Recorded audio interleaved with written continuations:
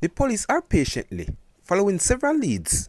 In the case of journalist Job Nelson murder, Nelson was shot once in the left side of his chest on Spanish Town Road at the Bumper Hall traffic light near St. Andrew Technical High School about 10:50 p.m. Tuesday. He managed to drive himself meters away to Calisimit Drive where his car crashed into a utility pole.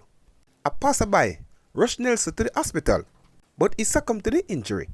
We have been getting different stories, so we are just exploring all of them, but nothing confirmed yet, really. Senior Superintendent Michael Phipps, who is in charge of the Kingston West Police Division, told the news there are a lot of stories making the rounds, so we have to just dig into it. We are getting the help and the support of Major Investigation Division. As well, we are not letting up, Phillips said. Nelson, who worked at a number of media houses in the past, was employed to the Gleaner at the time of his murder. On Wednesday, Press Association of Jamaica President Milton Walker described the murder as a senseless act of violence. At the same time, Prime Minister Andrew Holness expressed sadness, noting that Nelson's was a fellow alumnus of St. Catherine High School. Job was not just a remarkable professional, but also a cherished member of our community. It is heartbreaking to hear that he lost his life in such a senseless act of violence, the Prime Minister said in a statement. Job shared the halls of St. Catherine High, which made this loose feeling even more personal. His contribution to journalism and his dedication to bringing the truth to light were commendable, and he will surely missed.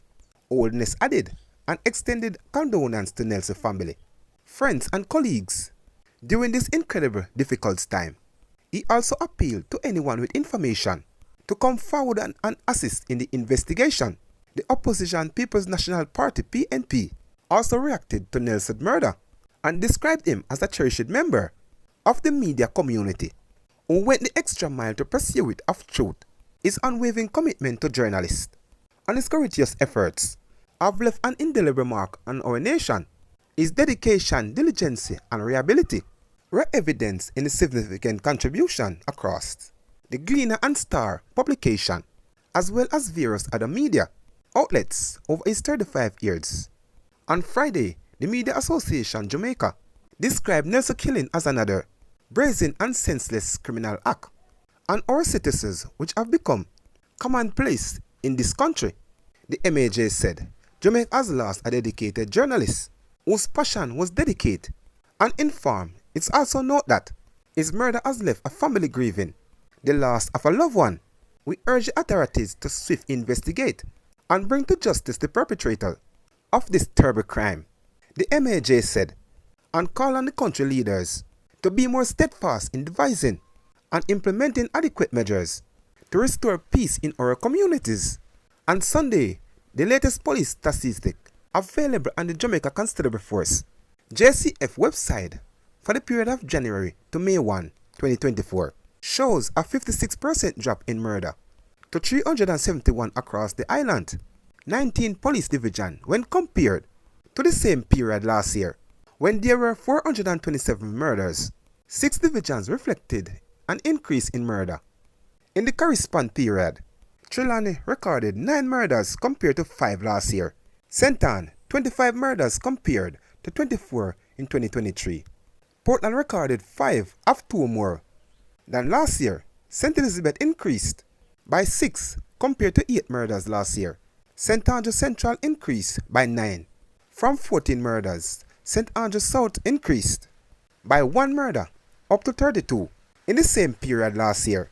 Since the last figures were released by cops, killing have continued to rage.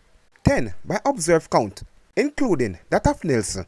On Sunday, May 5, a music disc jockey was shot and killed inside a bar in Manchester.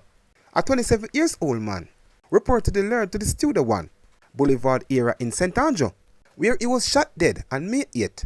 On May 10, a 19-year-old music producer was shot and killed at his house in St. Ann. 2 brothers were shot and killed on May 11 as they played a game of dominoes at a shop in Burn Savannah, Westmoreland. A 39-year-old man was stoned to death, allegedly by 2 people on May 12th in Westmoreland. On May 13, a female student of the Catholic College of Mandeville, Manchester, was stabbed to death. One man was shot dead at the corner of Union and King Street in Montego Bay, St. James on May 15. On May 20, 2024, a 50-year-old woman was murdered in Commodore District in Linstead, St. Catherine. On May 2022, another woman was shot dead and several others injured on Shartwood Road in St. Andrew.